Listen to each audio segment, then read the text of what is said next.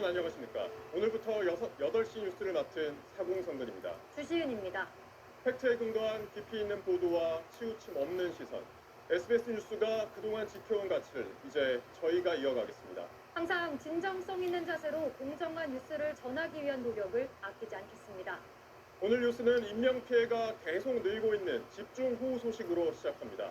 닷새간 이어진 폭우와 산사태로 실종됐던 사람들이 잇따라 숨진 채 발견되고 있습니다. 지금까지 전국에서 19명이 숨졌고 9명이 실종됐습니다. 집을 잃고 대피한 이재민들은 14,000여 명에 달합니다. 그럼 실종자 수색 작업이 한창인 경기도 가평으로 가보겠습니다. 자, 최승훈 기자, 나무가 쓰러진 산사태 현장이 뒤로 보이는데 지금 정확히 어디쯤 나가 있습니까? 네, 저는 지금 어제 산사태로 일가족 4명 가운데 1명이 숨지고 2명이 실종된 경기 가평군에 나와 있습니다. 여기는 산사태가 벌어진 캠핑장에서 약 1km 떨어진 곳인데요.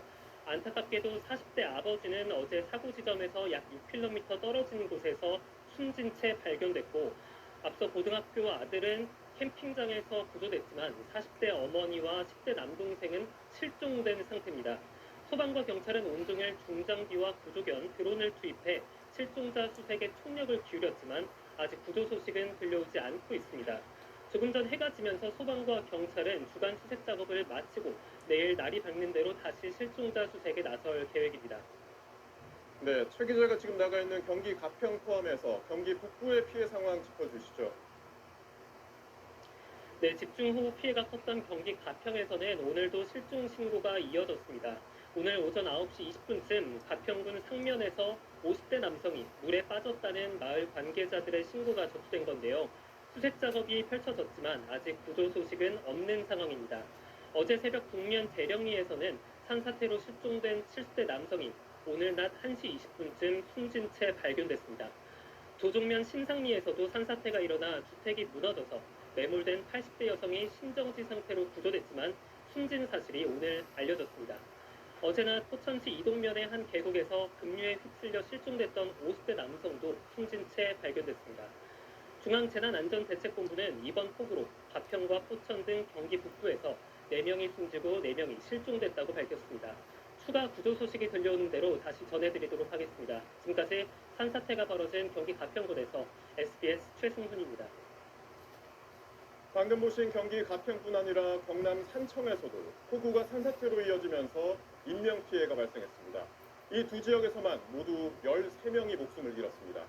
특히 일부 지역은 산사태 취약 지역에서 제외된 걸로 알려지면서 미리 대비할 수 있었던 산사태 피해를 줄이지 못했다는 지적이 나옵니다. 김진우 기자가 현장 취재했습니다. 산자락 한쪽이 뻥 뚫려 있고 바로 아래 비닐하우스와 주택은 흔적도 없이 사라졌습니다. 이 마을은 기록적인 폭우와 산사태로 주택 3채가 무너져 주민 1명이 숨지고 4명이 다쳤습니다. 산에서 마을로 향하는 계곡 모양을 이루고 있어 산사태에 취약할 수밖에 없는 지형입니다. 계곡구 있는 지역들은 토속류가 몰려서 이렇게 눈덩이처럼 치고 내려온다고요.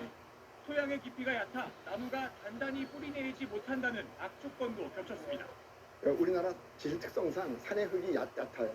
돌이 풍화돼가지고 썩은 거거든요. 근데 썩자마자 금방 비 오니까 산에 1m밖에 남아있지 않는 거예요. 집중호우로 인한 산사태를 대비해 토사가 민가를 덮치는 걸 막아줄 구조물만 있었다면 인명피해를 막을 수 있었을 거라고 전문가는 말합니다. 보호벽 만들어 놓으면 충분하거든요. 이것만 하면 그러니까 치고 빠져나가라는 얘기예요. 이런 데는 위험하잖아요. 그러면 긴가민가 하면 만드는 거예요.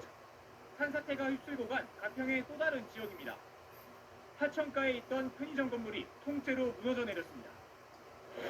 집채만한 나무 수십 그루가 통째로 밀려내려왔고 철제 간판은 종이장처럼 구겨졌습니다. 가파른 지형이라 산사태를 대비한 하방댐을 설치할 필요가 있는 곳입니다. 나무도 많이 내려오잖아요. 중간중간에 막을 필요가 있었다. 그러니까 좀 사방댐 같은 거를 만들 필요가 좀 있었어요. 문제는 이 두 곳이 산림청과 지자체가 지정하는 산사태 취약 지역에 포함되지 않았다는 점입니다. 예견된 피해를 미리 막지 못한 건 경남 산청군 상황도 비슷했습니다. 인명피해가 있었던 일부 지역은 산사태 취약 지역에서 제외된 걸로 알려졌고 산사태 취약 지역 관리 지역이어도 사방댐을 비롯한 산사태 대비 조치가 없었던 걸로 전해졌습니다. 역대급 폭우에도 산사태에 대비한 조치들이 사전에 있었다면 이렇게까지 인명피해가 커지지 않았을 거란 지적이 나오고 있습니다. SBS 김진우입니다. 이렇게 어제 경기 북부 일대에선 집중호우로 인명피해가 속출해 한마디로 비상 상황이 이어졌습니다. 그런데 경기 북부에 있는 구리시 시장이 술이 제공된 야유회에 참석해 노래를 부르고 춤까지 춘 걸로 저희 취재 결과가 드러났습니다. 같은 시간 구리시 공무원들은 홍수에 대비해 비상근무를 하고 있었습니다. 박찬범 기자의 단독 보도입니다. 어제 낮 강원도 홍천군의 한 식당, 마이크를 쥔 남성이 노랫소리에 맞춰 앞으로 걸어 나오더니 이내 노래를 열창합니다.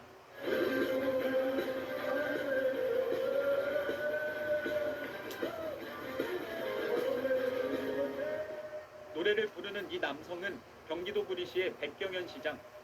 백 시장 뒤론 하계 야유회라고 적힌 현수막이 보입니다. 백 시장이 춤을 추는 모습도 영상엔 담겨 있습니다. 야유회 테이블엔 술병이 놓여 있습니다. 이 영상이 촬영된 시점은 어제 구리시에선 집중호우에 따른 홍수 피해가 발생한 상태였습니다. 하천 범람으로 교량이 파손되고 하상도로 4곳을 포함해 곳곳에서 침수 피해가 보고됐습니다. 어제 새벽 경기 구리시에는 많은 비로 일대 하천 수위가 높아져 홍수주의보가 한때 발령됐습니다. 구리시 홍수주의보는 어제 새벽부터 오전 11시 20분까지 유지됐고 구리시청 안전총괄과 도로과 녹지과의 공무원들은 같은 날 새벽부터 낮 2시 30분까지 수해 대비 비상근무를 하고 있었습니다. 백 시장은 낮 12시 20분 시청 직원들이 비상근무 중일 때 구리시를 떠나 낮 1시 30분쯤 홍천 야유회 장소에 도착했습니다.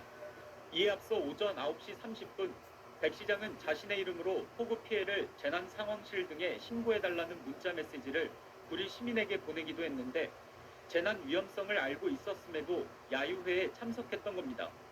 지금 이 난리에 그 바깥 구리시를 벗어났다 하는 것만도 안 되는 것이. 백 시장은 SBS에 구리 시민들의 요청으로 야유회에 20분 정도 참석했다면서 술은 안 마셨다고 해명했습니다. 그러면서 어제 오전 11시 구리시 재난상황실에서 피해 상황을 점검한 뒤 강원 홍천으로 떠났던 것이지만 자신의 잘못을 인정하며 구리 시민께 심려를 끼쳐 죄송하다고 밝혔습니다. SBS 박찬범입니다.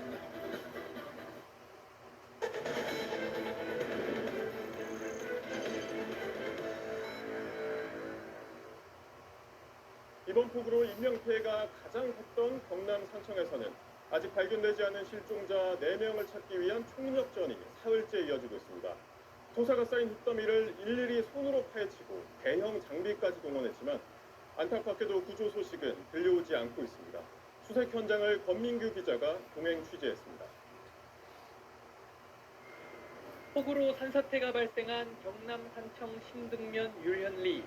이곳에서 실종된 80대 남성을 찾기 위한 수색 작업은 아침 7시부터 사흘째 이어지고 있습니다. 어저께까지는 이제 저희가 전직원 구성공원이라서 퇴근을 못하다가 타 지역에 있는 소방서의 직원분들도 지금 오셔서 같이 도와서 수색에 임하고 있어요. 계곡에서 범람한 물이 아직도 흐르고 있습니다. 현장마다 소방과 경찰 60명이 넘는 인원이 실종자를 찾고 있지만 부서진 집만 수십 채라 수색이 쉽지 않습니다. 현재 산청에서 실종자 수색 작업이 진행되는 곳은 모두 4곳. 중장비 10여 대와 소방대원 50여 명, 전국에서 구조견까지 투입했지만 궂은 날씨와 2차 산사태 우려 때문에 수색의 속도를 내기 쉽지 않습니다. 아버지를 기다리는 실종자 가족의 가슴은 새까맣게 타들어가고 있습니다. 집 안쪽에 전부 다 돌이었어요, 돌. 저 지금 보이시잖아요, 돌이. 이제 어디로 가는지 알 수가 없으니까 온전한 시신이라도 찾고 싶은 마음이지. 정대원 직결지로 출두해주시기 바랍니다. 5시간에 걸친 오전 수색 작업이 끝난 뒤에야 소방대원들은 도시락으로 끼니를 때웠고 곧장 오후 작업을 준비합니다. 그제 새벽 실종된 80대 승려를 구조하기 위한 수색도 이른 아침부터 시작됐습니다. 산 중턱부터 토사가 밀려 내려온 현장입니다. 범위가 너무 넓어서 중장비 없이는 작업을 할 수 없습니다. 보시다시피 그 토사물이 약 한 2m 이상 높이가 되다 보니까 인력으로 이 수색하는 것도 한계가 있고. 수백 미터 아래 흙과 돌들이 두텁게 쌓여 사고 현장 진입부터 어렵습니다. 저리 산 중간쯤 지금 토사 보이죠? 네, 저 근처에 저 근처에 있었어요. 예. 내려오면서 이제 절 자체를 쓸고 내려오는 거죠. 산 아래로 밀려온 토사물들은 이렇게 질고 다리가 한번 박히면 쉽게 빠지지도 않습니다. 역대급 폭우에 이어 내일부터 폭염이 예보돼 수색 현장의 어려움은 더 커질 전망입니다. 열악한 환경 속에서도 산청군과 소방당국은 지원 가능한 인력을 총동원해 하루 12시간씩 실종자 수색 작업을 이어간다는 방침입니다. SBS 권민규입니다. 일부 지역에서는 배수 시설이 제대로 작동되지 않아서 농민들이 공들여 키운 농작물 피해가 속출하기도 했습니다. 배수 시설에 전선이 연결되지 않은 곳이 있는가 하면 또 고장이 났는데도 고치지 않아 4년째 침수 피해가 반복된 곳도 있었습니다. 이 내용은 윤나라 기자가 전하겠습니다. 5일째 흙탕물이 고여있는 비닐하우스에서 오이가 썩고 있습니다. 지난 17일 전남 구례에 당일 208mm의 폭우가 쏟아져 비닐하우스가 물에 잠겼지만 바로 옆 배수 펌프장은 작동하지 않았습니다. 전선이 연결되지 않아 펌프장에 전기가 공급되지 않았던 겁니다. 밤 9시쯤 농민들이 군청에 항의하고 난 뒤에야 한전에서 조치에 나섰고 자정이 다 돼서야 배수 펌프가 가동됐습니다. 한전에서 온 차가 전주 쪽으로 사다리를 펴더니 걸어놓은 휴지를 꺼내가지고 그걸 갖다가 딱 연결을 시키니까 바로 작동이 된 거예요. 구례군 배수 펌프장 8곳 중 이번 폭우 때 전기가 공급되지 않은 곳은 절반인 4곳. 2020년 섬진강 수해 이후 1,000억 원 가까이 들여 지난해 완공한 펌프장이 폭우 때 제대로 작동하지 않은 겁니다. 충남 부여에서도 배수 펌프가 제대로 작동하지 않아 침수 피해가 반복됐습니다. 농민들은 정부의 배수 시설이 부족하다는 건의를 4년째 해왔다고 말합니다. 자연재해니까 그렇다고 생각을 하지만 이게 인재고 또 겪어야 되는 일이라는 걸 알고 있어요. 우리는 농민들은 솔직히 엄청 억울해요. 이 지역에 있는 2개뿐인 배수장 중 하나는 30년인 내구 연한이 6년이나 지났지만 개보수가 한 차례도 없었습니다. 지난달 노후화된 부품맘으로 파손된 배수 펌프는 결국 지난 16일 폭우 때 아예 작동하지 않았습니다. 농어촌 공사는 우선순위에 따라 배수장을 수리하고 있다며 배수장 신설을 서둘러 보겠다고 했지만 농민들은 해마다 같은 피해가 반복되고 있다며 분통을 터뜨렸습니다. SBS 윤나라입니다. 비가 그친 뒤에 폭염 속에서 본격적인 복구 작업이 시작됐지만 피해 규모가 너무 크다 보니 이재민들은 막막하기만 한 상황입니다. 이재명 대통령은 경남 산청을 찾아 최대한 빨리 특별재난지역으로 지정하겠다고 말했습니다. 홍승현 기자가 보도합니다. 이틀째 복구 작업이 한창인 경남 합천입니다. 전기와 물이 끊겼고 수마가 휩쓸고 간 집안은 쓸만한 게 별로 없습니다. 어제부터 했어요. 아들이 많이 와가지고 워낙 막 엉망진창 거니까. 눈코 뜰 새 없이 바쁘게 움직이지만 피해 규모가 너무 커 막막하기만 합니다. 인명피해가 컸던 경남 산청군의 복구율은 8% 남짓. 직접 와서 보니까 너무 엄두가 안 나고 겁나죠. 또 물 차면 어떡하나 싶고 겁나고. 지난 16일부터 이틀간 400mm가 넘는 비가 쏟아진 충남 홍성에서도 복구 작업이 이어졌습니다. 경주에서 달려온 한 자원봉사단체는 장비가 닿지 않는 좁은 구석까지 일손을 더했습니다. 경상도에서 5시에 출발하셨다고 하시더라고요. 그래서 깜짝 놀랐어요. 그 먼 데서 여기까지 도와주시러 오신 분들 마음을 생각해보세요. 얼마나 감사한가. 군 병력과 공무원 등 14,000여 명이 복구 작업에 투입돼 힘을 보태고 있지만 충남 지역 복구율도 40%대에 그치고 있습니다.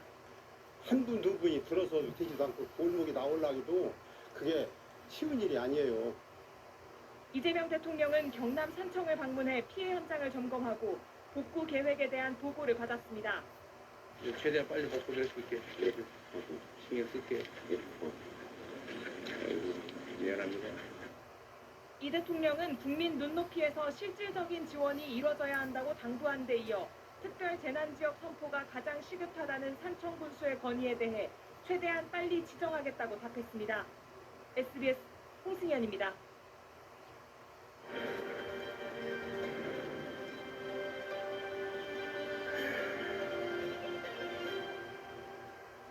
이번 비 피해가 컸던 건 짧은 시간에 강한 폭우가 집중됐기 때문입니다.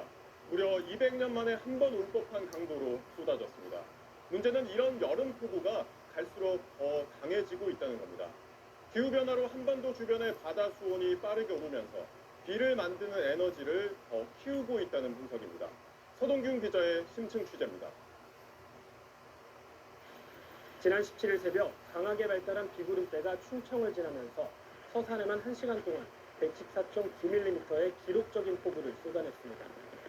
비구름은 이어 남부로 내려가면서 경남 산청과 순창, 합천 등에도 시간당 80mm 내외의 매우 강한 비를 퍼부었습니다. 내려오면서 건조 공기가 충돌하는 지점에서 구름들이 막 강하게 발달하면서 이례적으로 좀 차고 건조한 공기가 계속해서 내려오다 보니까 지난 17일 우리나라 대기 중층의 위성 영상인데요. 화면상으로 노란색이 건조 공기, 그리고 하얀색이 수증기입니다. 우리나라 북쪽에 소용돌이 흐름에 의해서 건조 공기가 지속적으로 내려오면서 서쪽에서 수증기와 만남이 비구름이 폭발적으로 발달하는 모습이 관측됩니다. 성질이 다른 두 공기가 만나면 대기 불안정이 심화되면서 키가 높은 비구름이 발달하기 쉬운데 이렇게 비구름이 높게 발달하면 곳곳에 강하고 많은 비가 쏟아집니다. 누적 강수량 한번 살펴보겠습니다. 경남 산청에 700mm 넘는 비가 쏟아졌고 광주와 서산에도 500mm 넘는 비가 내렸습니다. 1년에 내릴 비의 거의 절반가량이 단 며칠 동안 집중된 겁니다. 빈도로 따지면 200년에 한 번 올 정도의 기록적인 강수로 분석됐습니다. 한반도의 여름 강수는 계속 강해지고 있습니다. 서울대학교와 공주대학교 연구팀의 연구 결과 최근 30년간 시간당 30mm 이상 혹은 하루에 100mm 이상의 비가 쏟아지는 극한호우가 과거 30년과 비교해 40% 가까이 증가한 것으로 나타났습니다. 한반도 주변 해역의 수온이 빠르게 상승하면서 대류를 만들 잠재 에너지가 증가한 게 원인으로 추정됐습니다. 대류가 활발해지면 그만큼 더 부력을 많이 받기 때문에 수증기가 응결도 활발해지고 부딪히면서 성장을 하게 되는데 성장할 수 있는 기회와 시간이 더 길어진다는 이번 주에도 최대 80mm 이상의 소낙성 강수가 예보돼 있습니다. 찜통더위와 강한 소나기가 함께 예보된 만큼 폭염과 폭우, 양 극단 날씨에 대비해야 합니다. SBS 서동균입니다. 특검 수사 속보 전해드립니다. 김건희 특검팀이 오늘 윤석열 전 대통령과 김건희 여사에 대해 출석을 통보했습니다. 현장 취재기자 연결해 자세한 소식 더 알아보겠습니다. 김지욱 기자, 특검팀이 소환을 통보한 날짜가 언제입니까? 네, 특검팀은 다음 달 6일 오전 10시에 피의자로 나오라는 출석 요구서를 김건희 여사 측에 우편으로 보냈다고 밝혔습니다.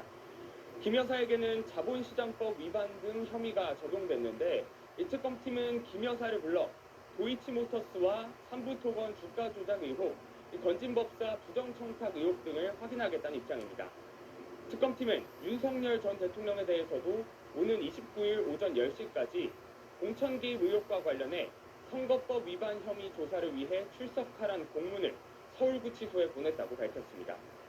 김 여사 측은 성실히 조사받겠다고 밝혔고 윤 전 대통령 측은 아직 출석 여부에 대해 정해진 바가 없다고 전했습니다. 특검팀은 또 명태균 씨에게도 오는 28일에 출석하라고 통지했는데 명 씨 측은 출석 요구를 거절했습니다. 네, 오늘도 대규모 압수수색을 벌였는데 어디였습니까? 네, 특검팀은 오늘 기획재정부와 한국수출입은행 등을 압수수색했습니다. 네, 특검팀은 통일교 전 간부인 윤영호 씨가 건진법사를 통해 김 여사 측에 명품 가방 등을 건네면서 청탁한 내용 가운데 캄보디아 메콩강 개발 사업 지원이 포함된 걸로 알려졌는데요. 오늘 압수수색은 윤석열 정부 당시 캄보디아에 대한 차관 지원 한도가 7억 달러에서 4배 이상 늘어난 게 이 청탁과 관련이 없는지 파악하기 위한 걸로 보입니다. 오늘 압수수색에는 김 여사가 운영한 코바나 콘텐츠를 후원하고 대통령 관저 이전 용역을 맡았던 키림도 포함됐습니다. 한편 특검팀은 김 여사의 집사로 알려진 김혜성 씨의 부인이 모레 특검에 나올 예정이라고 밝혔습니다. 지금까지 김건희 특검 사무실에서 SBS 김지욱입니다. 저희가 단독 취재한 소식으로 이어가겠습니다.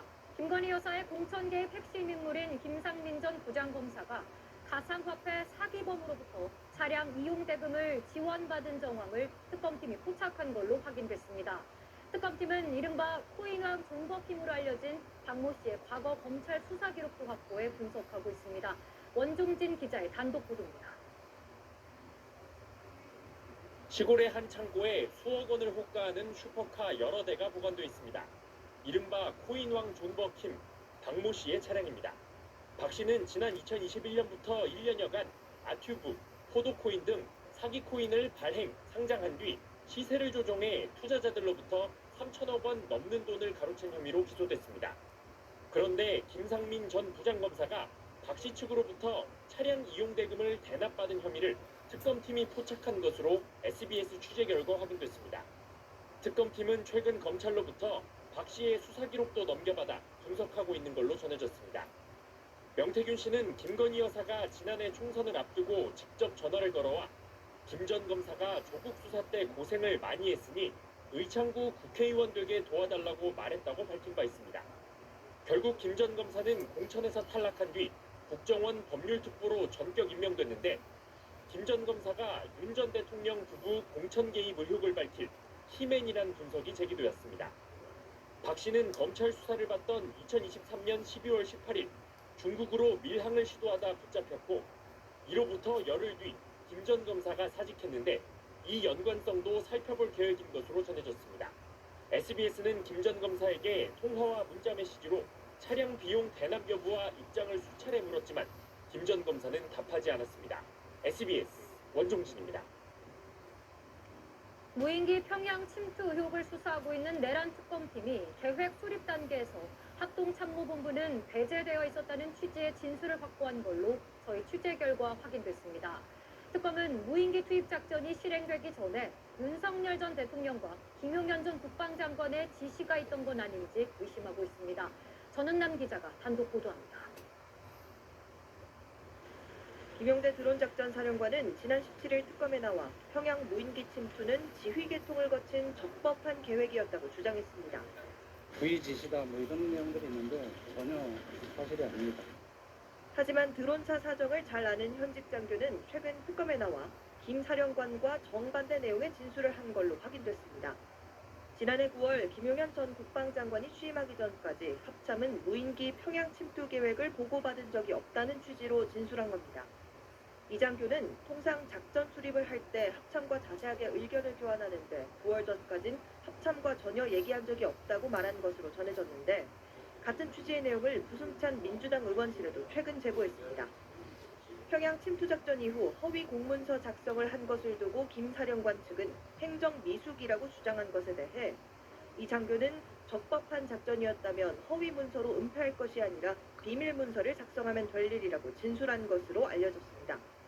특검팀은 김용현 전 장관이 취임하기 전 윤 전 대통령과 논의 후 합참을 뛰어넘어 무인기 침투 작전 지시를 드론사에게 직접 내렸던 건 아닌지 의심하고 있습니다. 윤 전 대통령과 김 전 장관 측은 해당 의혹을 부인하는 가운데 특검팀은 계획 최초 위반자와 지시 경로를 규명하는 데 수사력을 모으고 있습니다. 오늘 오후 영장 실질 심사가 진행된 김용대 사령관의 구속 여부는 이르면 오늘 밤 늦게 결정될 전망입니다. SBS 전연남입니다. 이종섭 전 국방장관이 이른바 VIP 경로회의 직후 최상병 사건과 관련해 윤 전 대통령으로부터 전화를 받았다고 특검에 시인했습니다. 베일에 쌓여있던 대통령실 내선번호 800-7070 발신자가 윤 전 대통령이었다고 2년 만에 인정한 겁니다. 한성희 기자입니다. 이종섭 전 장관은 최근 특검팀에 제출한 의견서에서 지난 2023년 7월 31일 최상병 사망 사건의 인척 보류를 지시하기 직전 윤석열 전 대통령과 통화했다고 밝혔습니다. 800-7070으로 걸려온 대통령실 내선번호 발신자가 윤 전 대통령이었다는 걸 처음으로 인정한 건데 사건 발생 2년 만에 수사 외압의 시작점을 둘러싼 의문이 풀린 겁니다. 다만 이 전 장관은 당시 통화에서 경로로 느낄 만한 질책은 없었고 임성근 전 사단장을 혐의자에서 빼거나 사건 인척 보류 지시를 받은 사실은 없다고 주장했습니다. 그러면서 윤 전 대통령이 초동 수사 결과대로 처분이 이뤄질 경우 군 조직에 대한 우려를 표명한 기억만 남아있다고 설명했습니다. 앞서 이 전 장관은 2023년 7월 31일 오전 11시 54분 800-7070 번호로 전화가 걸려와 168초 동안 통화했는데 그동안 통화 상대에 대한 언급을 피해왔습니다. 그 스토리는 일부 언론에 돌아다니는 내용으로 제가 이해하고 있는데 그것은 전혀 사실이 아닙니다. 그러나 김태호 전 차장 등 당시 회의 참석자들이 잇따라 특검에 나와 경로 목격 진술을 내놓은 뒤로 돌연 당시 통화한 사람이 윤 전 대통령이었다는 점을 시인한 배경에 이목이 쏠립니다. 특검팀은 조만간 이 전 장관을 불러 수사외압 의혹 전반을 조사하고 이 전 장관 주장과 별개로 7070 단말기에 대한 수사도 계속 이어갈 방침이라고 밝혔습니다. SBS 한성입니다. 어젯밤 인천의 한 아파트에서 자신이 직접 만든 총기로 아들을 숨지게 한 60대 아버지가 경찰에 체포됐습니다. 이 아버지의 집에선 타이머가 장착된 폭발물도 발견돼 주민들이 긴급 대피했습니다. 먼저 동은영 기자가 보도합니다. 검은 헬멧을 쓰고 방패를 든 경찰 특공대원들이 엘리베이터에 탑승합니다. 인천 연수구의 한 아파트에서 시아버지가 남편을 총으로 쐈다는 112 신고가 접수된 건 어젯밤 9시 반쯤. 63살 남성 A씨가 직접 만든 총으로 33살 아들을 쏴 살해한 겁니다. 피의자가 한탄 총알을 총 3발을 발사를 했는데 피의자를 통해서 2발을 발사하고 눈에다가 1발을 더 발사를 했습니다. 총격이 벌어진 곳은 A씨 아들의 집이었습니다. A씨의 생일을 맞아 아들과 며느리, 손주, 며느리의 지인까지 참석한 생일 축하 자리에서 범행을 저지른 겁니다. 아들을 살해한 뒤 차를 타고 도주한 A씨는 범행 3시간여 만에 서울 사당역 인근에서 검거됐는데 차량에선 산탄 86발과 총기 제작에 사용한 쇠파이프 11정이 발견됐습니다. A씨는 경찰에 긴급 체포된 직후 자신의 서울 도봉구 자택에 오늘 낮 12시에 폭발하도록 설계한 사제 폭발물을 설치했다고 진술했습니다. 다급히 해당 아파트로 출동한 경찰은 주민 100명을 긴급 대피시켰고 점화장치와 타이머가 연결된 신호병 15개를 찾아 제거했습니다. 나오라고 하셔서 그래도 아파트 피해 있다가 금방 보건소 열어주셔가지고 그렇게 가 있었어요. 경찰은 A씨를 상대로 구체적인 사건 경위를 조사한 뒤 조만간 구속영장을 신청할 방침입니다. SBS 동은영입니다. 자신의 생일 잔치에서 미리 준비한 총기로 아들을 쏴 숨지게 한 이 남성은 전과나 정신병력은 없는 걸로 파악됐습니다. 경찰은 가정불합 때문에 범행을 저지른 것으로 추정하고 정확한 범행 동기를 밝히기 위해 프로파일러를 투입하기로 했습니다. 이어서 박재영 기자입니다. 손전등을 든 경찰 특공대가 집안을 수색합니다. 폭발물 탐지견도 출동했습니다. 사제 총기로 아들을 살해한 63살 A씨의 자택에서 경찰이 발견한 건 신호가 담긴 페트병 15개와 점화장치, 타이머 등으로 이루어진 사제 폭발물입니다. 폭발물은 오늘 정오에 터지도록 설계돼 있었는데 A씨는 아파트에 사람이 별로 없을 것 같은 낮 시간대에 터지도록 설정했다고 경찰에 진술했습니다. 폭발물은 피의자가 다시 집에 돌아가지 않을 생각으로 자포자기하는 심정으로 집안에다 설치를 해놓은 것으로 지금 추정하고 있습니다. A씨는 자신의 차량에서 발견된 수렴용 산탄 86발에 대해서 약 20년 전 스스로 목숨을 끊을 목적으로 구매해 갖고 있었다고 진술했습니다. 경찰 조사 결과 범행 당시 A씨는 음주나 마약은 하지 않은 상태였고 총기 관련 전과나 정신병력도 없는 걸로 파악됐습니다. 경찰은 A씨가 다른 식구는 놔두고 아들만 노려 범행을 저지른 경위를 확인하고 있습니다. 경찰은 A씨 진술을 토대로 가정 불화에 의한 범행으로 추정하고 있다고 밝혔습니다. A씨는 20년 전 사망한 아들의 어머니와 이혼했다고 경찰은 전했습니다. 경찰은 A씨가 범행 동기에 대해 구체적인 진술을 하고 있지 않다며 프로파일러를 투입해 조사할 예정이라고 밝혔습니다. SBS 박재현입니다. 경기를 살리고 소상공인을 지원하기 위한 민생회복 소비 쿠폰의 신청이 오늘부터 시작됐습니다.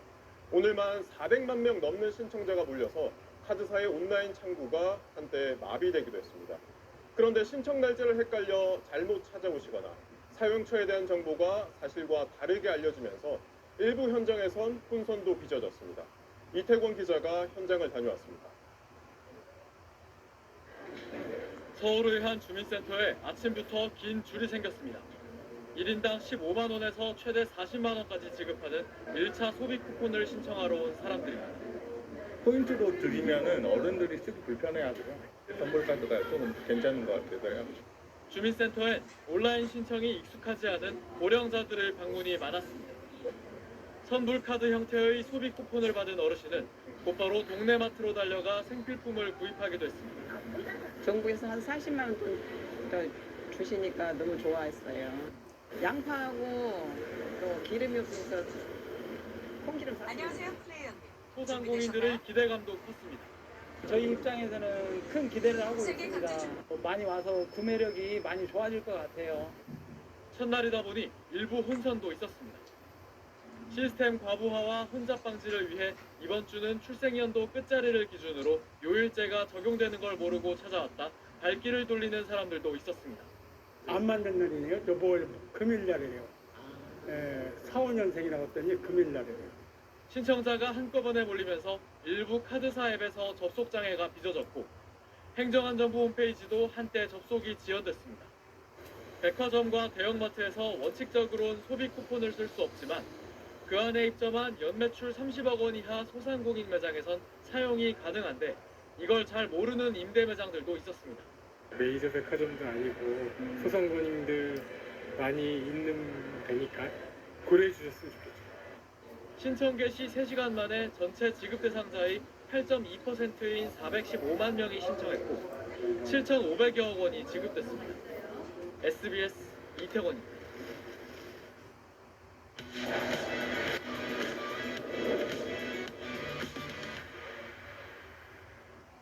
뜨거운 이슈에 대해서 구석구석 자세히 톱파보는 톱뉴스 시간입니다. 오늘은 그 첫 번째 순서로 강선우 여가부 장관 후보자의 임명을 강행하려는 여권의 움직임을 정치부 여당팀 박원경 단장과 톱파보겠습니다. 자, 박 기자, 이재명 대통령이 이진숙 교육부 장관 후보자 임명은 철회했지만 이 강선우 여가 장관 후보자 임명 의사를 밝힌 셈이잖아요. 정치권에서 이 반발이 거세네요. 네, 그렇습니다. 국민의힘은 강선우 여성가족부 장관 임명 강행은 국민 상식에 맞서 싸우겠다는 선전포고로 읽힌다고 비판했습니다. 송원석 비상대책위원장은 국민 여론을 무시하는 오기 인사가 개탄스럽다고도 말했습니다. 그러면 국민의힘 내부적으로는 이게 전국 반전의 카드가 될 수도 있겠다. 이런 관측도 나오겠네요. 네, 그런 목소리도 있습니다. 국민의힘은 요즘 당내 의원들이 특검 수사 대상에 오르고 단 쇄신 갈등으로 어수선한 상황인데요. 네. 보좌진 갑질 의혹에 이어서 거짓 해명 논란이 불거진 강 후보자 임명을 강행하는 건 대여 역공의 호재가 될 수 있다. 이런 분위기도 내부적으로 있습니다. 그런데 대통령실과 민주당도 이런 반응을 모르진 않을 텐데 왜 임명을 강행하는 겁니까? 네, 일단 민주당의 공식 반응은 대통령의 인사권을 존중한다는 겁니다. 하지만 당 지도부 한 관계자는 이제 강 후보자가 성과를 보여줘야 한다. 그렇지 않으면 당과 대통령이 책임이 된다. 이렇게 속내를 털어놨습니다. 한마디로 곤혹스럽다는 겁니다. 그렇군요. 그렇다면 결국 이제 강 후보자가 현역 의원이라는 점도 작용했다 이렇게 볼 수 있을까요? 네, 그렇습니다. 일단 갑질 논란이 있다고 해도 가족 앞 박사학위가 있고 장관할 능력은 있는 것 아니냐 이런 옹호의 목소리가 민주당 의원들 사이에 있기는 합니다. 네. 하지만 현역 의원이라는 점이 더 많이 고려됐다 이렇게 봐야 될 것 같습니다. 인사청문회가 도입된 2005년 이후에 현역 국회의원인 후보자가 낙마한 사례는 그동안 없었는데요. 여권의 한 고위 관계자는 강 후보자가 낙마하면 정치 생명도 끝나는 것이라며 이재명 대통령이 이런 점도 감안한 것 같다라고 해석했습니다. 이 대통령이 민심보다 정치적 관계를 더 우선했다. 이런 비판이 나올 수 있는 대목입니다. 네, 그런데 이런 와중에 강 후보자의 추가 갑질 의혹이 나왔다고요? 네, 맞습니다. 문재인 정부의 마지막 여성가족부 장관을 지낸 정영애 전 장관이 지인들에게 보낸 SNS 메시지가 공개된 건데요. 강 후보자가 초선 의원일 때 자신의 지역구에 해바라기 센터 설치를 정영애 당시 장관에게 요청했고 여러 사정상 여의치 않다고 답을 줬더니 강 후보자가 하라면 하라는 것이 무슨 말이 맞냐 이렇게 말하고는 여가부 예산 일부를 삭감했다는 겁니다. 이후 강 후보자 측에 사과한 뒤에 예산이 복원되기는 했지만 부처 장관에게 갑질하는 의원을 여가부 장관으로 보낸다니 정말 기가 막힌다 이렇게 적었습니다. 네, 강 후보자의 사퇴를 요구하는 목소리 오늘도 이어졌죠? 네, 맞습니다. 참여연대는 임명 강행은 납득하기 어렵고 부적절하다며 지명 철회를 거듭 촉구했습니다. 민주당 안에서도 당 지도부가 민심을 전달하는 역할을 제대로 못했다 이런 비판의 목소리가 나오고 있습니다. 네, 박 기자 잘 들었습니다. 지금까지 스포츠뉴스였습니다.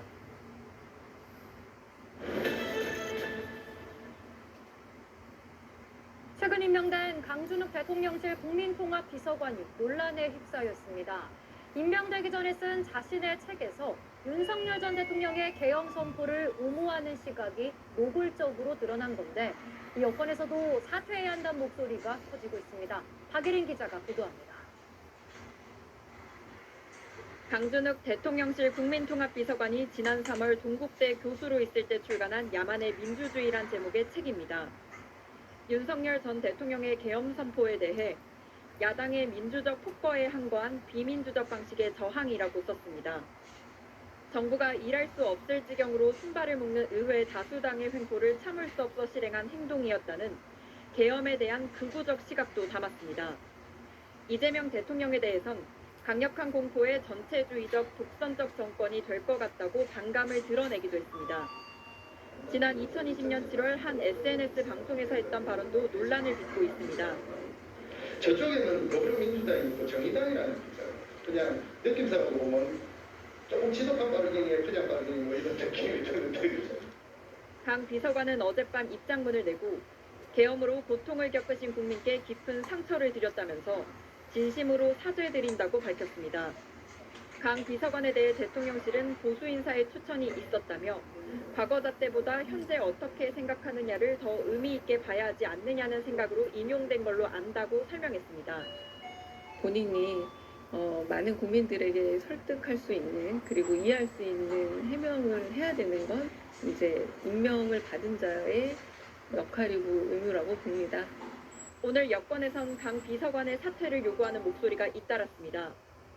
이현주 민주당 최고위원은 내란에 대한 인식을 다르게 하는 건 선을 넘은 것이라고, 신정훈 민주당 의원은 빛과 촛불혁명에 대한 모독이라고 각각 강 비서관을 비판했습니다. SBS 박예린입니다. 일본 상원에 해당하는 참의원 선거에서 자민당을 중심으로 하는 여당이 과반을 얻지 못하며 참패했습니다. 반면 일본인 우선주의를 내세운 신생 우익정당이 새롭게 떠올랐습니다. 이 바뀐 일본의 정치 판도가 우리와의 관계에도 영향이 있을지 도쿄 문준모 특파원이 보도합니다. 이시바 일본 총리는 참의원 선거 후 첫 기자회견에서 고개를 숙였습니다. 痛恨の極みであります。自由民主党総裁として心より深くお詫びを申し上げる次第でございます。 의석 절반을 다시 뽑는 이번 선거는 출범 10달을 맞은 이시바 내각의 중간 평가였습니다. 과반을 목표로 삼았지만 결과는 참패였습니다. 열린여당은 모두 47석을 확보해 78석을 얻은 야당에 크게 뒤졌고 전체 의석으로도 122석에 그쳐 절반이 안 됐습니다. 지난해 10월 중의원 선거에 이어 참의원까지 과반 확보에 실패한 건데 자민당이 양원 모두 소수 여당으로 전락한 건 1955년 창당 후 처음입니다. 하지만 이시바 총리는 할 일이 많다며 총리직을 내려놓을 생각이 없다고 못 박았습니다. 米国との関税問題、あるいはこの物価高というもの、喫緊の課題がたくさんございます。自らのことを考えて判断をするということは全くございません。 고전한 자민당과 달리 신생 우익정당은 돌풍을 일으켰습니다. 1, 2, 3세다! 2020년 창당해 일본인 우선주의를 내세우며 세를 불린 참정당은 3년 전 한석에서 이번엔 14석을 추가로 확보했습니다. 日本人ファーストがやりたいことは日本を作り直したいんです。皆さんと一緒に。そしてグローバリズムに負けない独立自尊の日本を作っていきたいんです。 일본 정치 판도의 변화로 한일 관계 역시 영향이 불가피해 보입니다. 이시바 총리가 총리직을 유지한다고 해도 국정 동력이 떨어진 데다 무병화된 민심을 의식하지 않을 수 없어 대외 관계는 당분간 우선순위에서 밀릴 가능성이 높습니다. 한일 정상 간 셔틀 외교나 올해 일본 주최로 열릴 예정이던 한중일 정상회의도 차질을 빚을 가능성이 제기됩니다. 도쿄에서 SBS 문주모입니다. 홍콩을 강타한 제6호 태풍 위파가 중국 본토에 상륙하면서 피해가 잇따르고 있습니다. 화물 트럭을 쓰러뜨릴 만큼 강한 바람과 폭우에 중국 광둥성에서만 67만 명이 대피했습니다. 베이징 권란 특파원입니다. 저녁 산책 중 강풍을 맞닥뜨린 사람들이 오도 가도 못한 신세가 됐습니다. 어린아이들은 강풍에 밀려 바닥에 내던져지듯 넘어집니다. 다리를 건너던 소형 화물 트럭은 바람에 흔들리다 결국 버티지 못하고 옆으로 쓰러집니다. 오토바이를 탄 배달 기사들은 한 발 앞도 나가지 못하거나 넘어지기 일쑤입니다. 3층 유람선이 풍랑과 강풍을 만나 전진하지 못하고 연신 부두에 부딪힙니다. 부상자는 없었지만 구조선이 출동할 때까지 관광객들은 불안에 떨어야만 했습니다. 해안에서 태풍 소식을 전하는 기자는 몸을 가누기도 힘들어 보입니다. 一定要一下天色才能够把气氛盯在这里。现在感觉到这个水里的有这个不停的排水的这个香味。 6호 태풍 위파가 지난 주말 홍콩을 거쳐 어제 오후 중국 본토 광둥성에 상륙했습니다. 최대 풍속 시속 167km의 강풍에 140mm 넘는 폭우가 쏟아진 홍콩에선 최고 등급인 태풍경보 10호가 발효돼 19시간 지속됐습니다. 홍콩에서 가로수에 깔리는 등 33명이 다쳤고 270여 명이 긴급 대피했습니다. 홍콩을 강타한 위파는 광둥성에 상륙한 뒤 세력이 약해졌지만 여전히 강풍을 동반한 큰 비를 뿌리고 있습니다. 일부 지역에 350mm가 넘는 폭우가 예보되며 광둥성에서만 약 67만 명이 대피했고 휴교, 휴업령이 내려졌습니다. 中央气象台今天上午继续发布台风黄色预警、暴雨橙色预警。 앞서 필리핀을 거치며 5명 사망, 80만 명의 이재민을 낸 6호 태풍 위파는 내일 낮 베트남으로 향할 전망입니다. 베이징에서 SBS 권란입니다. 지난 주말 무안공항 제주항공 여객기 참사를 조사하는 국토부 항공철도조사위원회가 사고기의 엔진 정밀 조사 결과를 발표하려다 유족들의 강한 반발에 발표를 취소했다는 소식 전해드렸습니다. 논란이 됐던 엔진 조사 결과 자료를 저희가 단독 입수했는데 그동안 알려지지 않았던 사실과 의문이 남는 지점이 여럿 있었습니다. 하정현 기자가 단독 보도합니다. SBS가 확보한 엔진 조사 결과 자료엔 새로 드러난 사고 경위가 담겼습니다. 우선 지난해 12월 29일 오전 8시 57분 50초 관제탑에서 사고 여객기의 조류 활동 주의를 알리고 불과 36초 뒤에 가창 오립대와 충돌했다는 사실입니다. 충돌 직후 양쪽 엔진은 진동을 일으키면서도 작동했는데 우측 엔진에선 서지, 즉 이상 연소와 함께 화염과 검은 연기가 발생했다는 내용도 담겼습니다. 또 세대와 충돌 후 19초 뒤 조종사가 비상 절차를 수행하면서 좌측 엔진을 정지시킨 사실이 블랙박스를 통해 확인됐다고도 했습니다. 항공철도조사위원회는 동체 착륙하기 직전까지도 우측 엔진 출력은 비행이 가능한 정도로 작동된 것으로 확인했습니다. 그런데 항철위는 유족산대 설명회에서 우측 엔진 손상이 더 심했는데 조종사가 왼쪽 엔진을 정지시켰다는 점을 강조한 걸로 알려졌습니다. 조종사의 오판 또는 실수 가능성을 시사한 겁니다. 하지만 유족들과 전문가, 현직 기장들은 의문을 제기하고 있습니다. 좌측 엔진도 손상된 상황에서 우측 엔진을 끄고 좌측 엔진만으로 비행했다면 안정적으로 착륙이 가능했는지에 대한 객관적인 자료가 전혀 제시되지 않았다는 겁니다. 정황들이나 근거 자료를 정확하게 공개하시고 정말로 객관적으로 조사가 전문적으로 잘 됐다면 그걸 공개 못할 이유가 없다고 생각하거든요. 그때 상태에 양쪽 엔진이 어디가 더 럴 수 있는지 맹꽁은 엔진이 끝까지 버티고서 갔을 거라는 거는 그거에 대해서 시뮬레이션을 여러 가지 경우들을 자기네들이 경우의 수를 가지고서 실험을 했어야 되는 거예요. 특히 항철위는 우측 엔진 전력 장치 IDG가 분리된 걸로 조사됐다며 조종사가 직접 IDG를 끈 걸로 보인다고 설명한 걸로 확인됐습니다. 때문에 전력이 차단되고 랜딩 기어가 펼쳐지지 못했다는 취지입니다. 그런데 이 IDG가 충격에 의해 분리됐을 가능성은 없는지 묻자 추정이다. 다른 원인도 분석하고 있다며 말을 바꾼 걸로 확인됐습니다. IDG 오일 템퍼러처가 하이가 아니었기 때문에 사람이 껐을 거다라는 거는 너무 과한 추정인 거죠. 그것도 끌 필요가 없거든요. 왼쪽 엔진을 끄고 또 우측 엔진 IDG를 껐다는 것은 그거는 상식적으로 이해가 안 가거든요. 전문가들은 동체 착륙 직전까지 오른쪽 엔진 출력으로 비행이 가능했다는 항철이 조사 결과에도 주목했습니다. 잘못 끄고 잘 끈 거 이거는 사실 중요한 게 아니거든요. 지금 엔진이 살아있었는데 셋대 충돌 직후 좌측 엔진 상태와 기내 상황에 대한 객관적인 데이터 제시가 없는 상황에서 유족들을 설득하기 위한 역부족이었던 걸로 보입니다. SBS 하정인입니다. 유가족과 조종사, 전문가들이 의문을 제기하는 부분은 또 있습니다. 사고조사위원회 브리핑에 앞서 국토부가 운영하는 자문단이 유족들이 질문한 내용을 자문해줬는데 그 내용이 부실했다는 겁니다. 또 조사위원회가 결론을 한쪽으로 몰고 가려는 게 아니냐는 의구심도 물고 있습니다. 이어서 정준호 기자의 단독 보도입니다.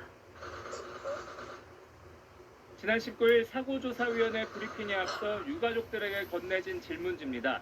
국토부가 운영 중인 민간 전문가 자문단이 작성한 겁니다. 유족들이 항공철도 조사위원회를 상대로 질문할 만한 내용을 담고 있습니다.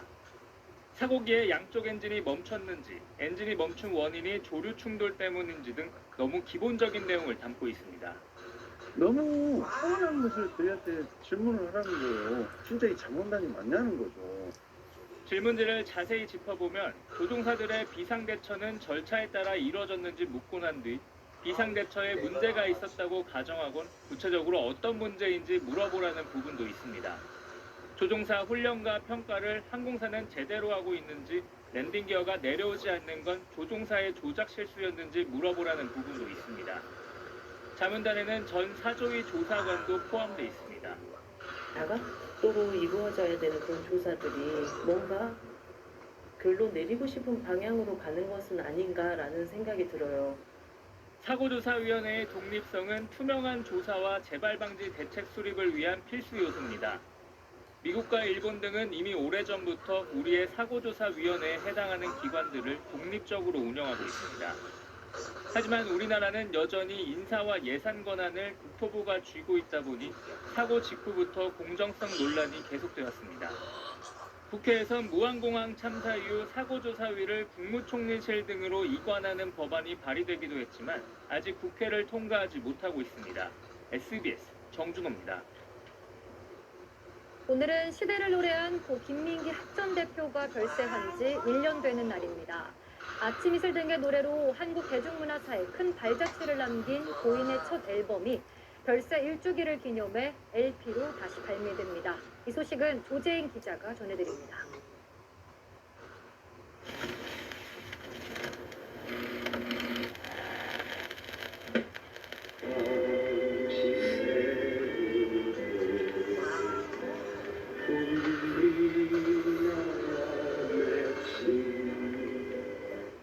발매된 지 50년이 지났지만 고 김민기의 20살 당시 목소리가 생생하게 들립니다.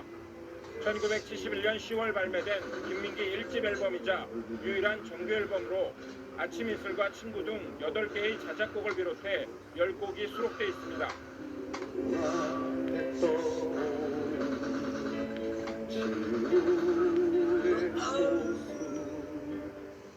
총 500장이 제작됐는데 발매 1년여 만에 가사가 불순하다는 이유로 박정희 정권 당시 판매 금지와 압수 조치를 당했습니다. 동판 프레스까지 폐기돼 아예 음반 생산이 막혔습니다. 현재는 남아있는 오리지널 LP판이 적어 희귀본이 됐습니다. 곡 자체의 뛰어남과 현대 가요사의 상징적 의미 때문에 중고 시장에서는 가격이 수십만 원에서 수백만 원이 넘기도 합니다. 71년도 오리지널 판은 그래도 보존을 깨끗이 해야 하기 때문에 자주 들고 있습니다. 그 아날로그 감성이 그게 듣는 사람도 그렇고 그게 전달되는 것 같아요. 이게.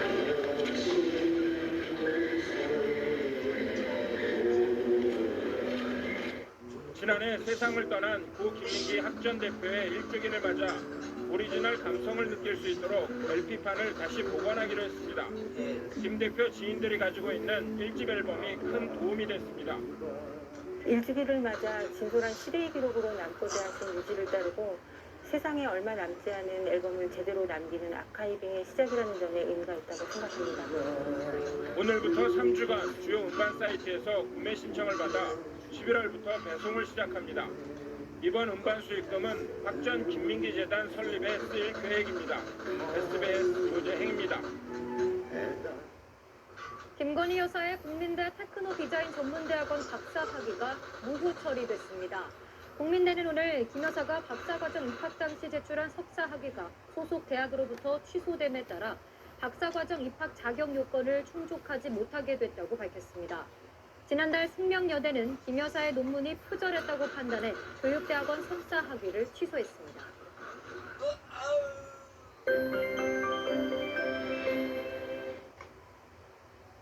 내일은 연중 더위가 가장 심하다는 절기 대서입니다.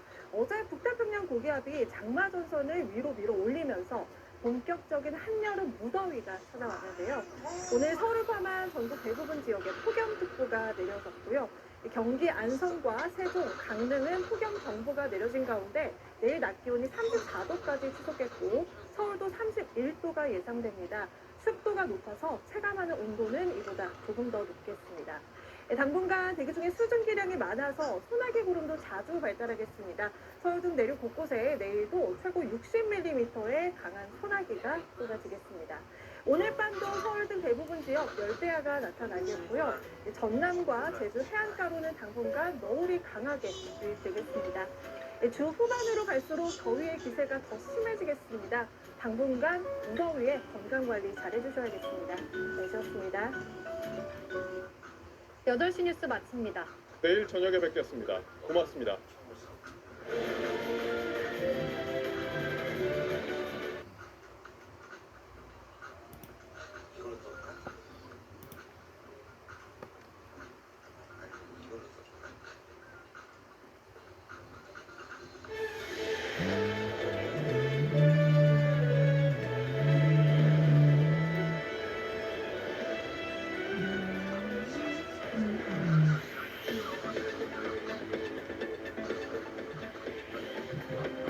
폭우와 산사태로 실종됐던 사람들이 잇따라 숨진 채 발견되면서 전국 사망자 수가 19명으로 늘었습니다. 아직 발견하지 못한 실종자 9명을 찾는 데 총력을 기울이고 있지만 수색에 난항을 겪고 있습니다.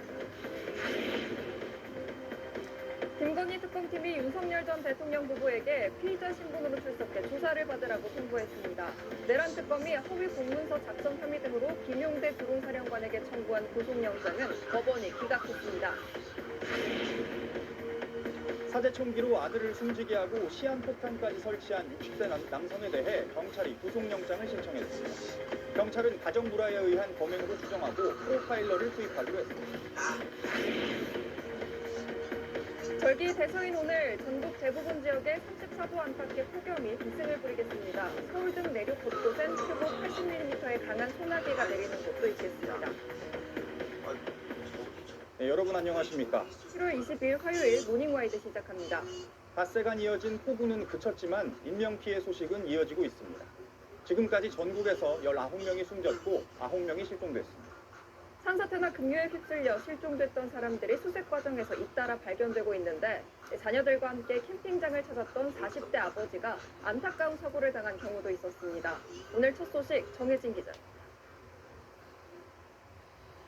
그제 새벽 경기 가평에서 폭우로 산사태가 나면서 캠핑장을 찾았던 일가족 4명 중 1명이 숨지고 2명이 실종된 걸로 확인됐습니다.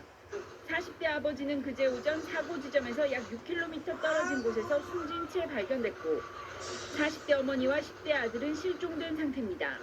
앞서 고등학생 아들은 다리를 다쳐 헬기로 구조돼 병원에서 치료를 받고 있습니다.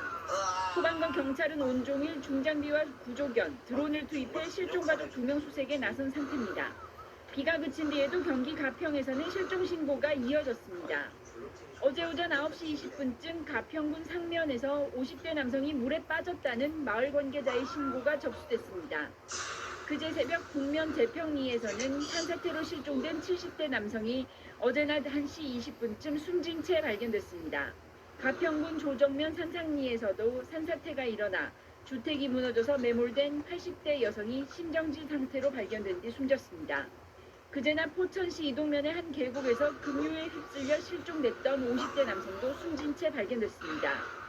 중앙재난안전대책본부는 이번 폭우로 가평과 포천 등 경기 북부에서 4명이 숨지고 4명이 실종됐다고 밝혔습니다. 어제까지 닷새간 이어진 폭우와 산사태로 지금까지 사망자는 19명, 실종자는 9명으로 집계됐습니다. 해가 지면서 소방과 경찰은 주간 수색 작업을 마치고 오늘 날이 다시 밝는 대로 다시 실종자 수색에 나설 계획입니다. SBS 정혜진입니다. 삶의 터전을 집어삼켰던 폭우가 끝나고 수해를 입은 지역들에선 복구 작업이 한창입니다. 이재명 대통령은 특히 피해가 컸던 경남 산청을 찾아서 최대한 빨리 특별재난지역으로 지정하겠다고 말했습니다. 홍승현 기자의 보도입니다.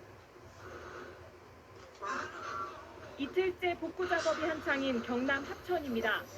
전기와 물이 끊겼고 수마가 휩쓸고 간 집안은 쓸만한 게 별로 없습니다. 어제부터 했어요. 아들이 많이 와가지고 워낙 엉망진창하니까 눈코 뜰 새 없이 바쁘게 움직이지만 피해 규모가 너무 커 막막하기만 합니다.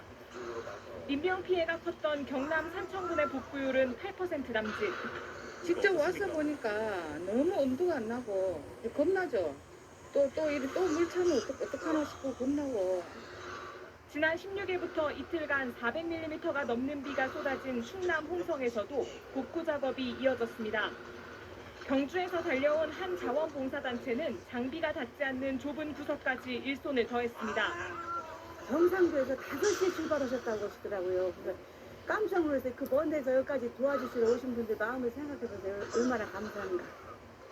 군 병력과 공무원 등 14,000여 명이 복구 작업에 투입돼 힘을 보태고 있지만 충남 지역 복구율도 40%대에 그치고 있습니다. 한 분, 두 분이 들어서도 되지도 않고 골목이 나오려기도 그게 쉬운 일이 아니에요. 이재명 대통령은 경남 산청을 방문해 피해 현장을 점검하고 복구 계획에 대한 보고를 받았습니다. 최대한 빨리 복구될 수 있게 신경 쓸게. 미안합니다. 이 대통령은 국민 눈높이에서 실질적인 지원이 이뤄져야 한다고 당부한 데 이어 특별 재난지역 선포가 가장 시급하다는 산청군수의 건의에 대해 최대한 빨리 지정하겠다고 답했습니다. SBS 홍승현입니다. 김건희 특검팀이 윤석열 전 대통령 부부에게 피의자 신분으로 출석해 조사받으라고 통보했습니다. 김건희 여사에 대한 특검의 소관 통보는 이번이 처음인데 김 여사 측은 성실히 조사받겠다면서도 출석 여부에 대해선 즉답을 피했습니다. 백운 기자.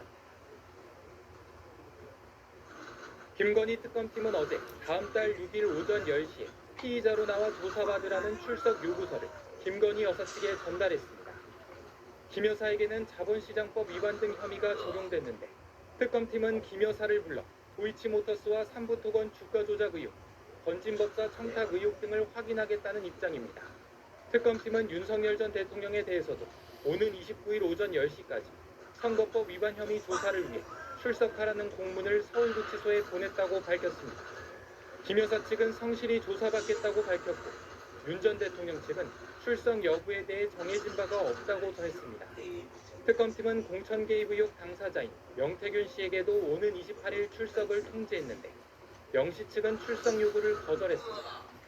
이런 가운데 특검팀은 건진법사 전성배 씨의 청탁 의혹과 관련해 기획재정부와 한국수출입은행 등을 압수수색했습니다. 특검팀은 통일교 전 간부인 윤영호 씨가 건진법사를 통해 김 여사 측에 명품 가방 등을 건네면서 청탁한 내용 가운데 캄보디아 지원 사업이 포함된 걸로 의심하고 있습니다. 이번 압수수색은 윤석열 정부 당시 캄보디아에 대한 차관 지원 한도가 7억 달러에서 4배 이상 늘어난 뒤 청탁 의혹과 관련이 있는지 파악하기 위한 걸로 보입니다. 어제 압수수색 대상엔 김 여사가 운영한 코바나 컨텐츠를 후원하고 대통령 관저 이전 용역을 맡았던 키림 건축사무소도 포함됐습니다. 한편 특검팀은 체포영장이 발부된 뒤에도 해외 도피 생활을 이어가고 있는 김 여사의 집사 김혜성 씨 부인이 오는 23일 특검에 나올 예정이라고 밝혔습니다. SBS 백운입니다.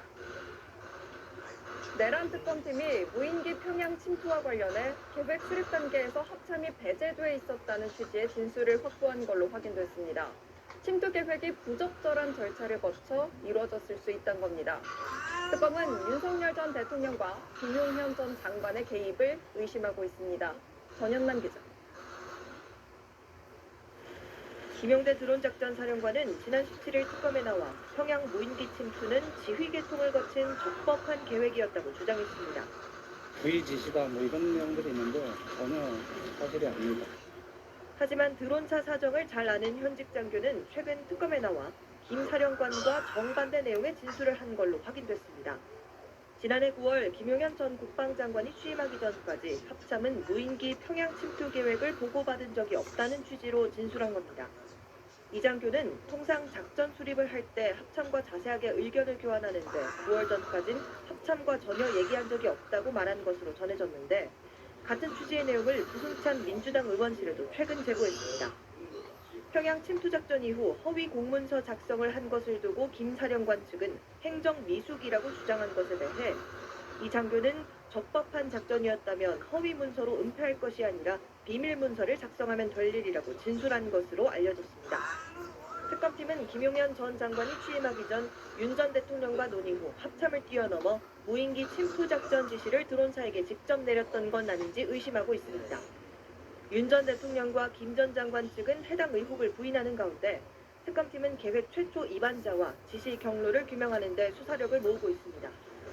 한편 법원은 내라 특검이 허위 공문서 작성 혐의 등으로 청구한 김 사령관에 대한 구속영장을 기각했습니다. SBS 전연남입니다.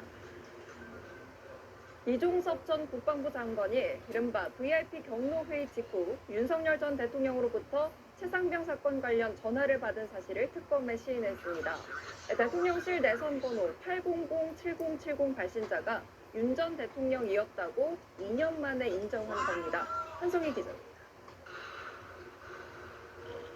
이종섭 전 장관은 최근 특검팀에 제출한 의견서에서 지난 2023년 7월 31일 최상병 사망 사건의 이첩 보류를 지시하기 직전 윤석열 전 대통령과 통화했다고 밝혔습니다.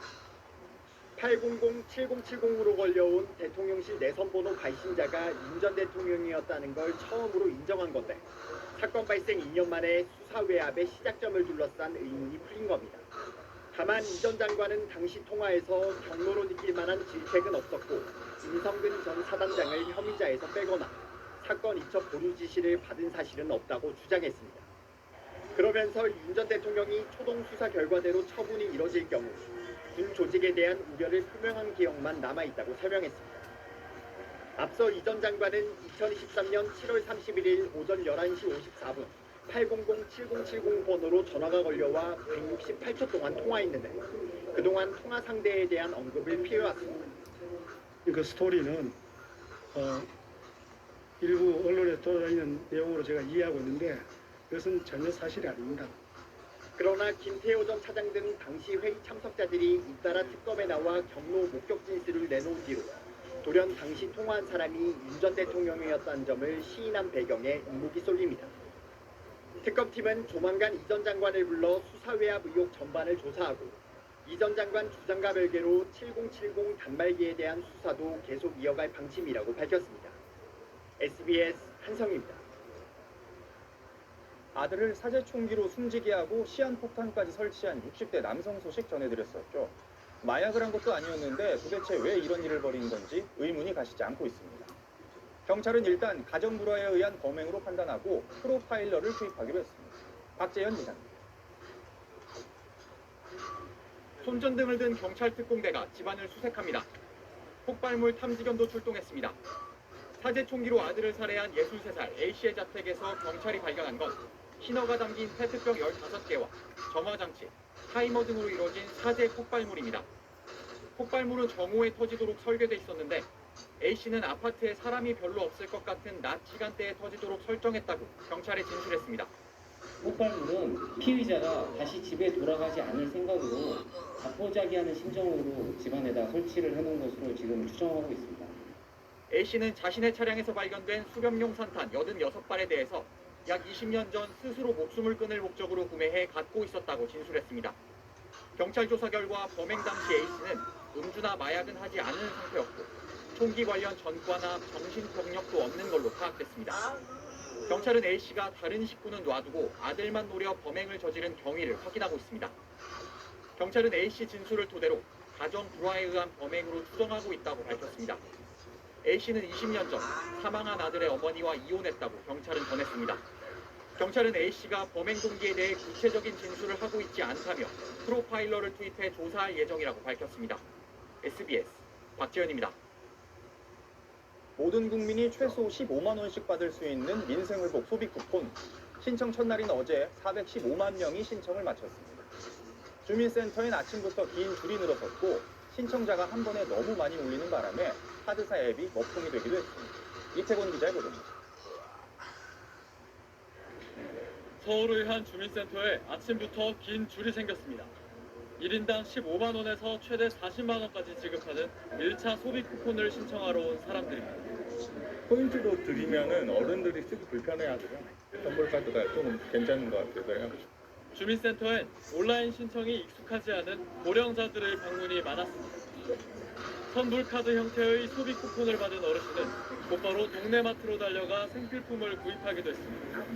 정부에서 한 40만 원 정도 주시니까 너무 좋아했어요. 양파하고 또 기름이 없어서 콩기름 샀습니다.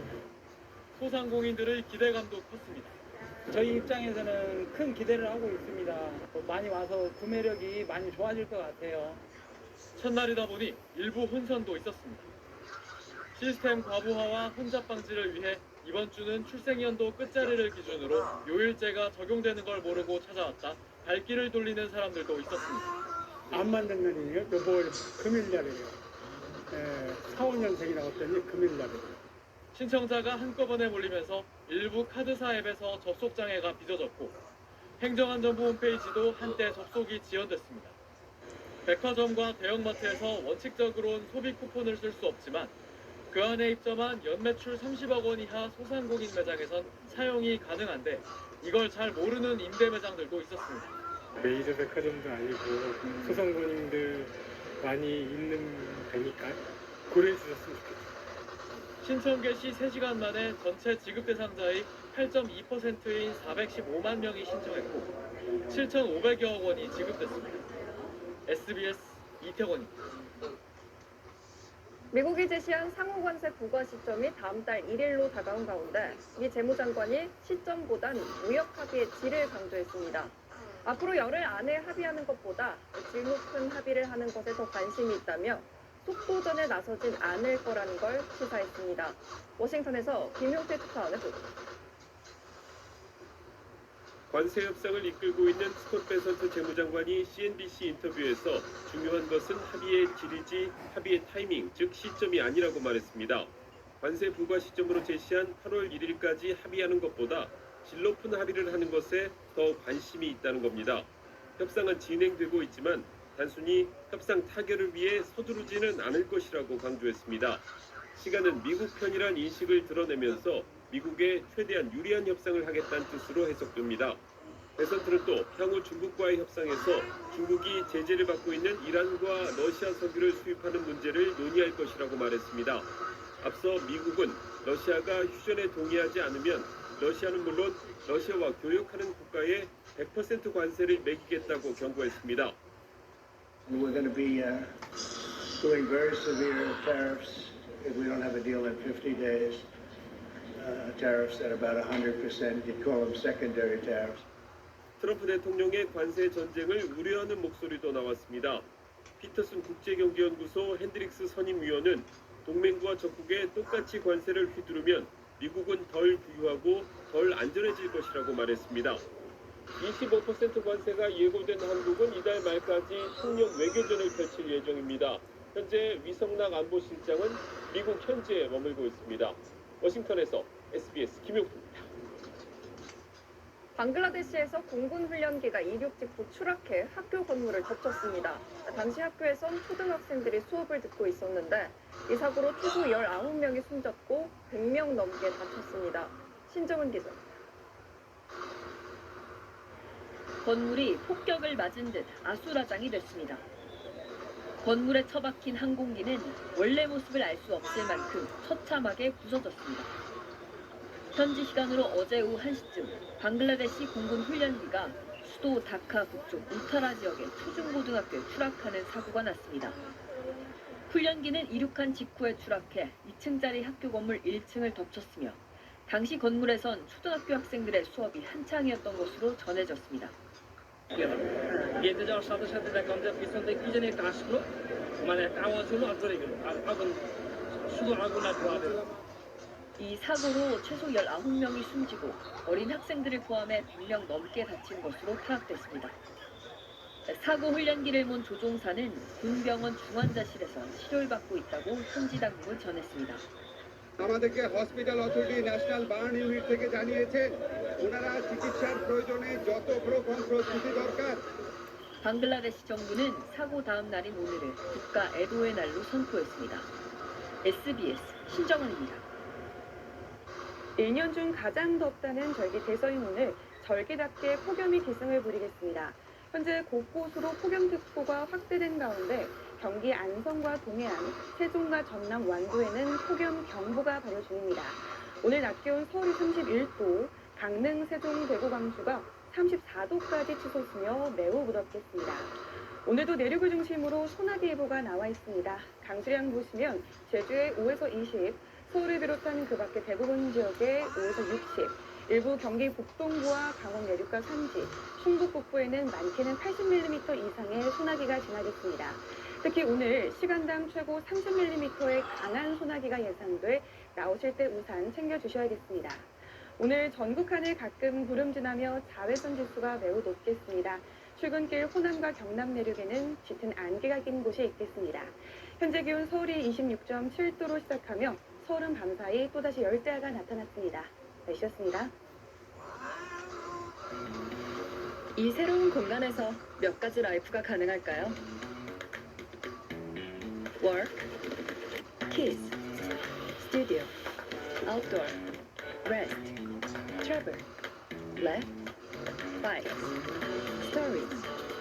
어떤 라이프든 다 맞춤 조합되는 건 PB5가 처음. 하나의 공간, 무한대의 라이프. 더 기아 PB5. 기아, movement that inspires. 보험금, 적금, 예금, 만기된 보험금, 가시. 자산 찾기에 청량감이 필요할 때 숨은 금융 자산 찾기. 누구나 교감하러 교보로 감. 전 출장을 많이 다녔죠. 꿀팁 2가지를 알려드릴까요? 직장 상사와 절대 같은 층에 묵지 마세요. 출장은 꼭 호텔스닷컴에서 예약하세요. 10박을 할 때마다 리워드 1박을 받을 수 있거든요. 수십만 개 호텔에서 즐겨보세요. 밝은 옷, 세탁 후에도 칙칙하다면? 파울하세요. 파울만의 리뉴 기술로 칙칙함의 원인인 보풀을 제거해 밝은색 옷을 더 밝게, 세탁까지 확실하게. 새 옷인가요? 아니, 파울했죠. 다양한 밝은 옷에 파울 화이트.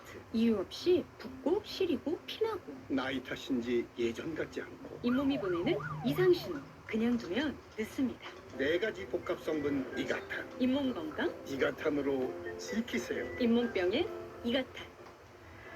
대한민국의 영웅, 나라를 지킨 영웅들이 있습니다. 75년의 세월이 흘렀지만 무공훈장의 주인을 찾아드리겠다는 약속은 아직 끝나지 않았습니다. 우리의 관심이 그날의 영웅을 찾을 수 있습니다. 저 지겨운 모종. 도대체 어떻게 없애야 되지? 라미실 원스. 단 한 번의 사용으로 증상 완화. 최대 3개월간 재발 방지에 도움. 드디어 무좀 탈출. 정말 다행이다. 다행인 건 우리지. 단 1회 사용 무좀 치료제. 라미실 원스.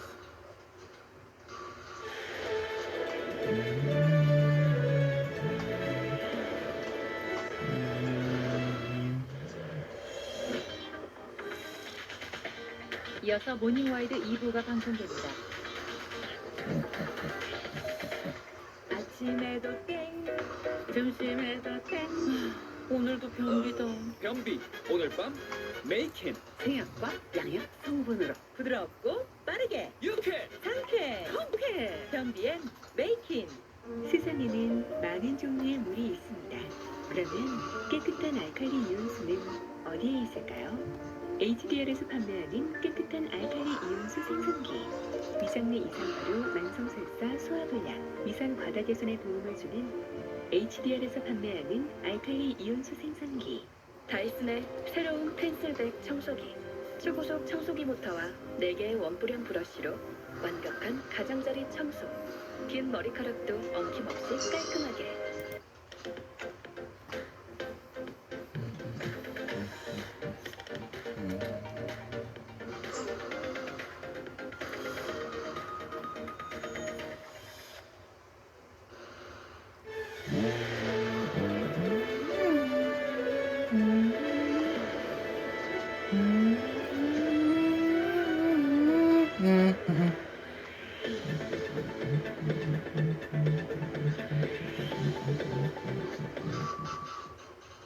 없이 붓고 시리고 피나고 나이 탓인지 예전 같지 않고 잇몸이 보내는 이상 신호 그냥 두면 굳습니다. 4가지 복합 성분 이가탄. 잇몸 건강 이가탄으로 지키세요. 잇몸병엔 이가탄. 이은아, 데이트 잘 돼? 도시락이 신난다. 당연하지. 도시락 이심이잖아. 해외여행 갈 땐 무조건이지. 도시락 이심. KGM 하이브리드.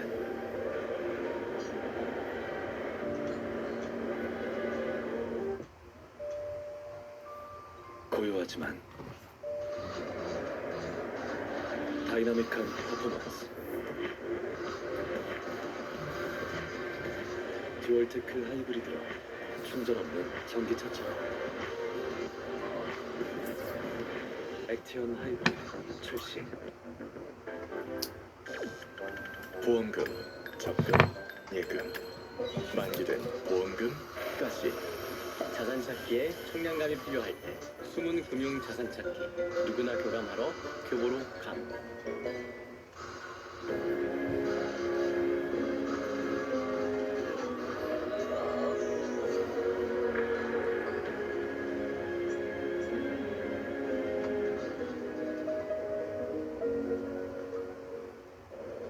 편안함이 다르면 자유를 느끼고 가벼움이 다르면 한계를 넘어선다. 안다를 입으면 러닝이 더욱 즐거워진다. 안다르. 학비가 되나요? 됩니다. 돼지편은요? 됩니다. 자기까지는요? 됩니다. 사육신은요? 하이네스 승진 다 됩니다. 분리하지 말고 닭뼈, 조개껍질, 돼지뼈 한 번에 싹. 휴렉은 다 되죠. 쓰는 휴렉. 레드 카멜리아 추출물을 함유한 포뮬러가 피부를 효과적으로 케어해줍니다. 하나의 에센셜 세럼. 날마다 피부는 더욱 매끈해 보이며 어린 생기로 빛납니다. 니메홍 한드 샤넬 레드 카멜리아 세럼.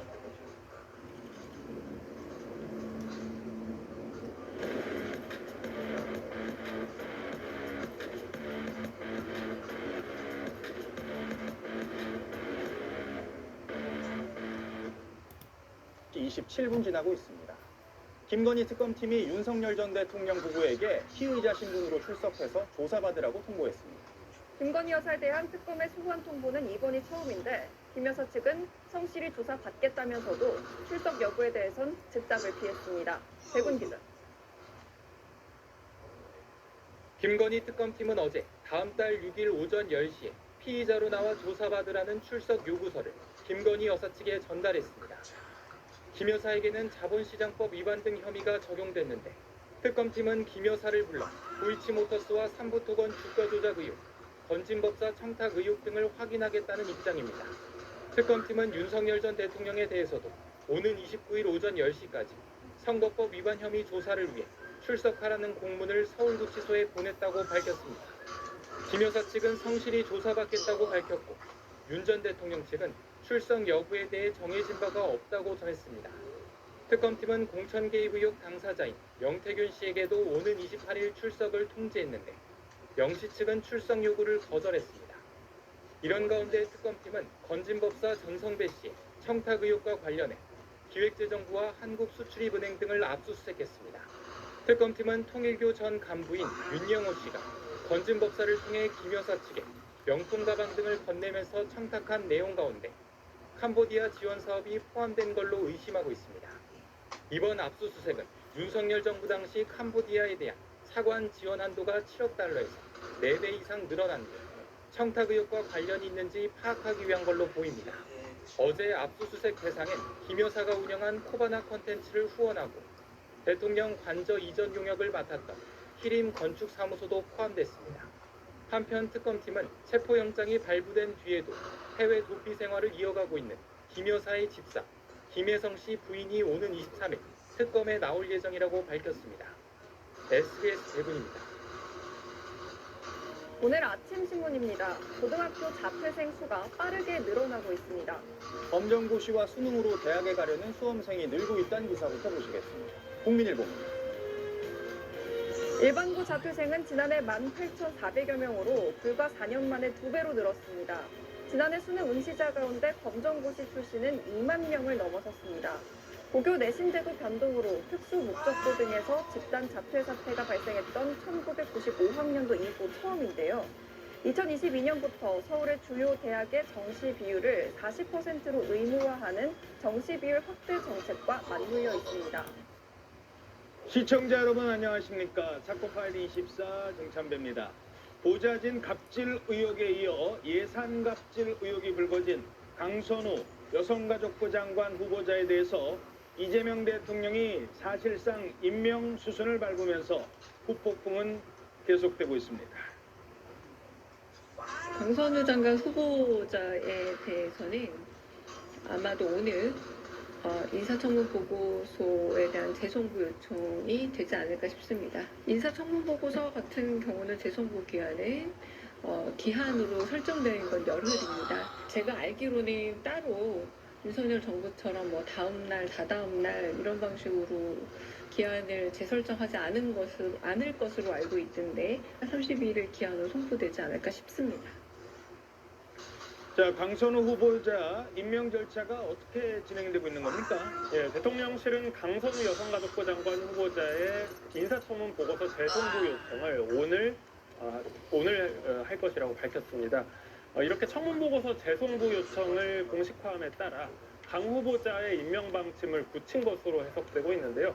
인사청문회법에 따르면 국회가 인사청문 보고서 제출 시한을 한 차례 넘길 경우 대통령은 열흘 이내로 기한을 정해 재송부 요청을 할 수 있습니다. 이 기한까지도 국회가 보고서를 내지 않는다면 대통령은 장관을 그대로 임명할 수 있습니다. 자, 임명 수순으로 간다는 건데요. 강선우 후보자가 문재인 정부 당시 여성가족부 장관에게 이른바 예산 갑질을 했다는 주장이 나와서 파장이 커지고 있죠. 이런 가운데 이 주장과 관련된 영상 그리고 기록이 나왔습니다.